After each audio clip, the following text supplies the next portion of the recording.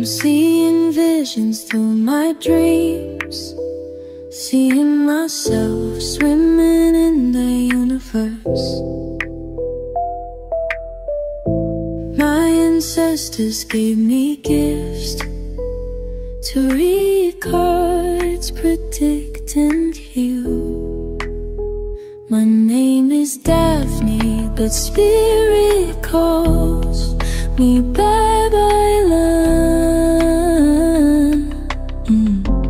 Angels communicate through numbers. Intuition is so deep.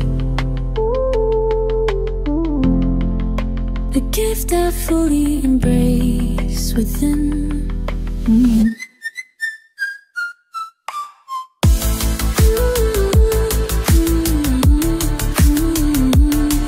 Hello Scorpio, welcome po sa inyong reading. So this is for May the 1st to May the 7th reading. Para po sa mga bago, don't forget to click the subscribe button, smash the like button, comment below kung kayo po ay nakaka-resonate, and hit the notification bell. So kung gusto nyo pong sumali sa live sessions, you're very much welcome, no, to do so. I want you to know na marami po tayong pag-uusapan ngayon, no? Nandiyan ang finances or wealth, career or job, relationships of course, kaya kayo nandito singles, may mga crushes, kaya no labels, or nandito sa situationship, in a relationship, ayan, married couple, or even the third party situation, and probably kung papasok dito ang separated couples, no? So I want you to know that this is a general reading. You may resonate po sa buong reading na ito, or baka konti lang kasi marami tayong pag-usapan. Take what's only yours. Medyo masungit ang ating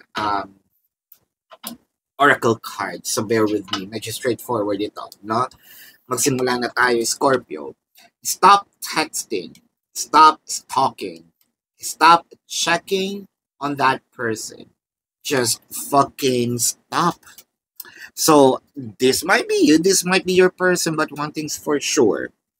Someone here haven't moved on yet. So spend your time on someone worth it. Don't waste it on ridiculousness. Ayan, medyo binalagbag tayo, no? Na tingin ka pa nga na sinaktan ka na tingin ka pa rin ng tingin, no? When it comes to finances, ang nakikita natin dito, nangyari na yung nangyari. Nagastos na natin yung nagastos. Charge it to experience, no? Probably, ang pinaka lesson natin dito is ibalik na lang natin kung ano yung mga nawala, no? Sabihin natin, huwag na nating ubusin ang oras natin na either siguro habulin pa, or ikwento pa ng ikwento, more on gawa na tayo, no? Para nakaka-move forward na. When it comes to the career or job, ayan na. I feel like at one point in time, no, nagkaroon tayo ng experience dito na sabihin natin, you were once working in a company that's very, sabihin natin, maayos. Talaga maayos. And nandito ka ngayon sa company and you're comparing, no? So, I feel like it's not actually good to compare the past to the present, lalo na kung kasiraan ito ng present dahil, sabat nag-stay ka pa, no? I feel like it might gonna go bounce back on you. So parang sinasabi dito, kung gusto mo pala dun, edi bumalik ka na doon, no? So, nandun naman pala yung mga sat-sat mo, yung pala yung maganda, so anong ginagawa mo dito, no? And I also feels like hindi siya magandang impression. So parang nangyari na yung nangyari, you're probably regretting. If there's a way for you to come back, then go ahead. If there's none, I think that this is telling us na either kung gusto mo maghanap ng iba or work on this, no? Pagtsagaan mo to. Yan. When it comes to relationships, sa mga singles, well, I think na itong ex natin, pala, singles, bihira ito nangyari. Singles and separated couples, um, parang dito kayo nagmamatch, no? I think that this is the first time we're in the singles and the separated, yung parang the extremes of those um, process or stages, no? Doon lang kayo nag-match first time. Siguro, syempre, nagkaroon na kayo ng relationship and you're probably still looking back to those times na um, you were with someone. So, hindi na kayo nakausad. No? Um, I feel like if there's really no chance for you, no, to actually move forward, I mean, to go back then, move forward.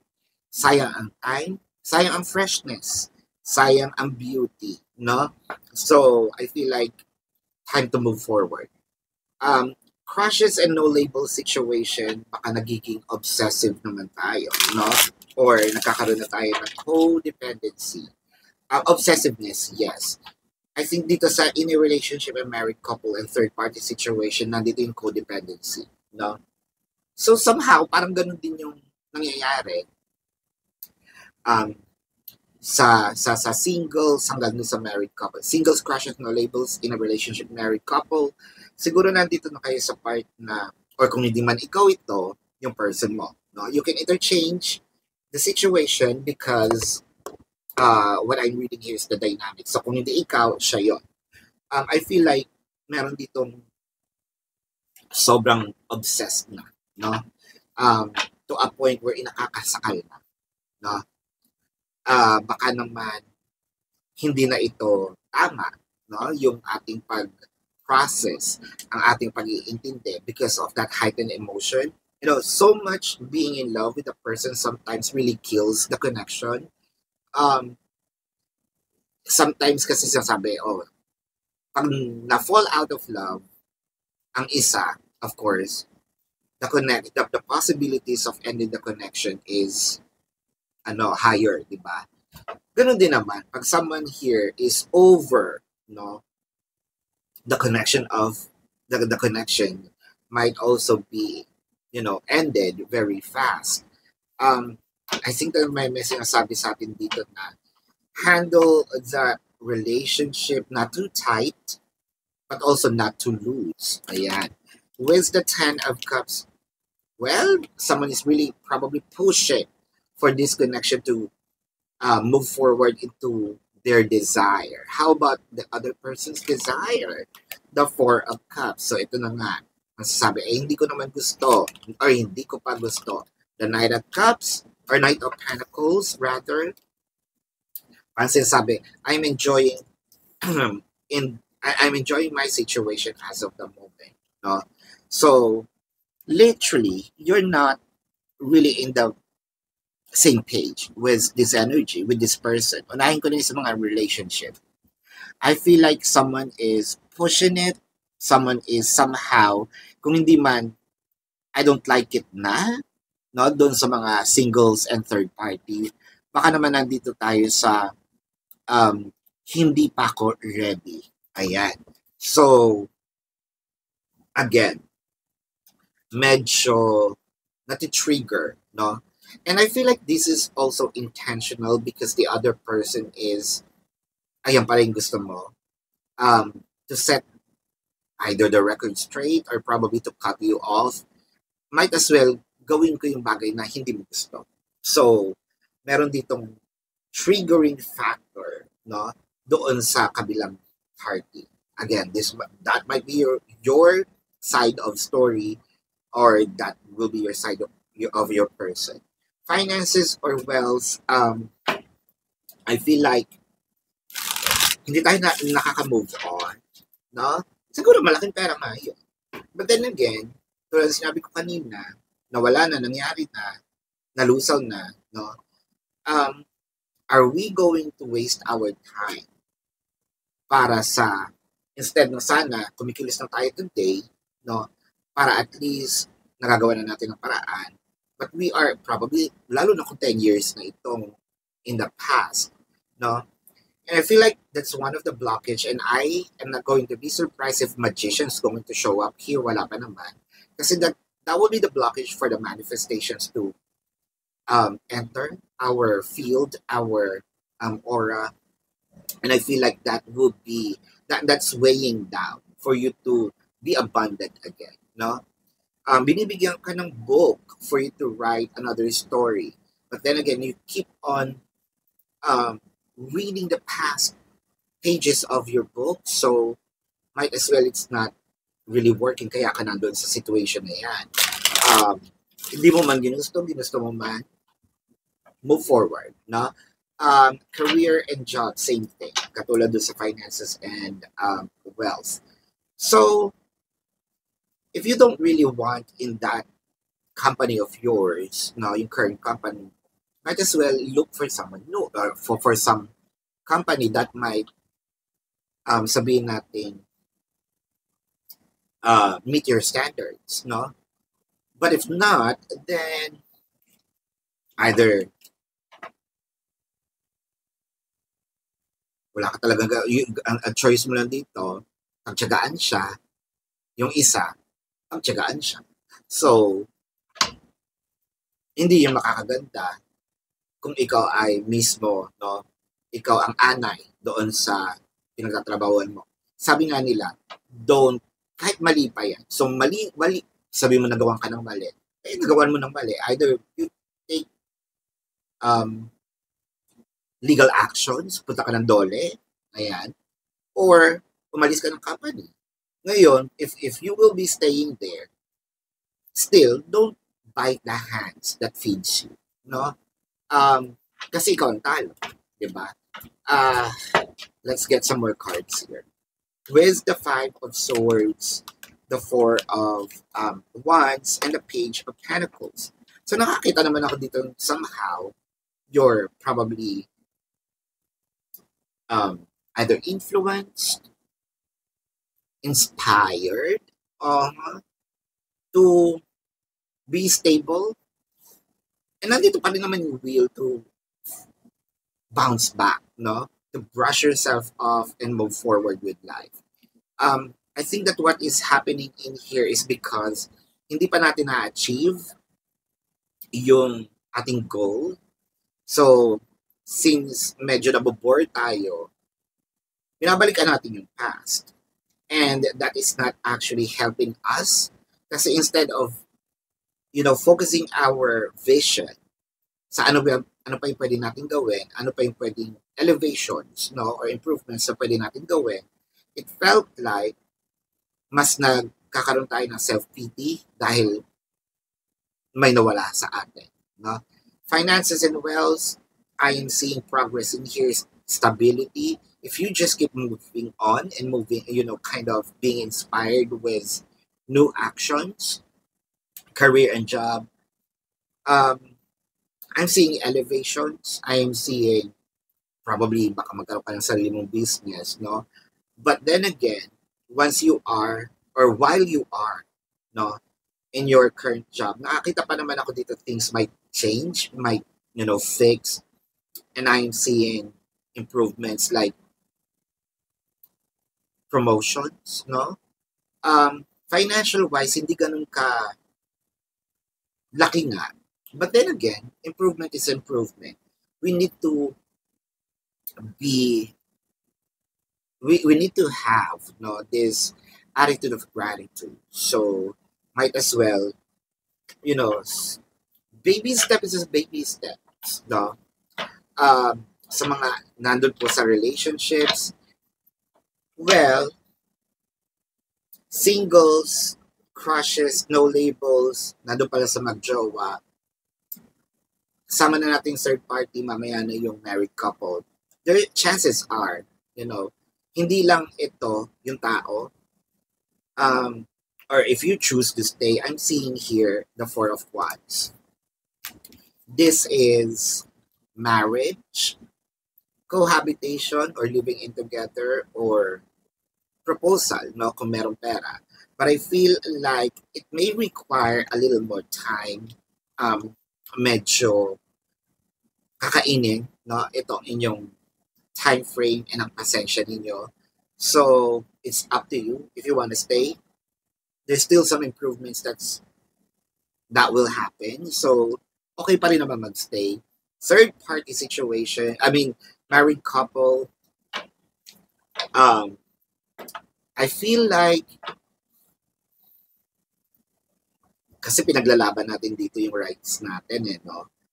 Well, I'm seeing improvements. Page of Pentacles, hindi nga lang yung improvement na ito is katulad ng inaasahan mo. But then again, may mga maliliit na improvements. So, parang ganun din with the career and job. Whether you pagtyagaan mo or pagtsatsagaan mo, especially you already have a contract married couple, no? With the Two of Wands, unless you're willing to take a huge amount of money out of your pocket kasi medyo okay na yata. Let me know sa comment section, okay na yata ang divorce, no? Two of Wands, the Queen of Cups, and the Ten of Wands. So, ang nakikita natin dito, ayan na.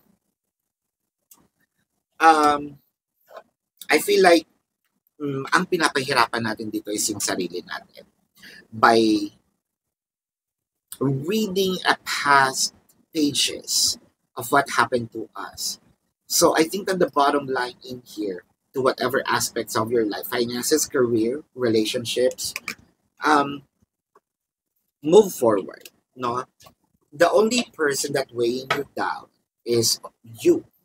Wala tayong dapat ibang sisihin dito dahil you were already being given this a clean slate, but you keep on going back to who you were. So I feel like Scorpio, it's time to shed, no? Scorpio are also shedding, di ba? May shell yan. So lumalaki yan. Medyo hindi ka na fit, no? Sa iyong shell, and you need to shed. Yun nga din yung napanood ko. If there's no stress, there's no improvements for you. So I feel like when you are stressed right now, you feel like it requires for you to shed. It requires for you to change something, at least, sa sarili mo, for you not to feel that way. The Three of Swords and the Seven of Swords. I feel like medyo natututuro tayo dito, no? We need to become a bigger person in here and take responsibilities for our actions. Seven of Swords in here is probably, ito yung tinatawag natin, a thief in the night, no? So, kala natin, iba, pero iba yung kumukuha ng happiness natin. Pero, happiness is an inside job. Baka may tinutulungan natin yung kumukuha. Something to ponder. Let's get some more cards in here, no? By the universe. If you think you are alone, you are not. So, hindi ito may multo sa tabi mo, no? But, your spirit guides are helping you. Kaya nga binibigyan ka na clean slate to move forward, no? So, you need to focus on what's next, not what happened. We are beside you in all challenges that you face. So, baka naman meron ng mga writings on the walls, meron ng signs, ikaw lang tumatigas ang ulo, no? Trust that outside sources will always be working with you to ensure the best outcome of every situation. So, ang mga solusyon is nandiyan na sa paligid. Ikaw lang, no? I think that medyo matigas ang ulo natin ngayon or this week. Baka it's time to let flow, let go, and trust the process, no? We have the best interest at heart and we love you. And I think that this is also the time for you to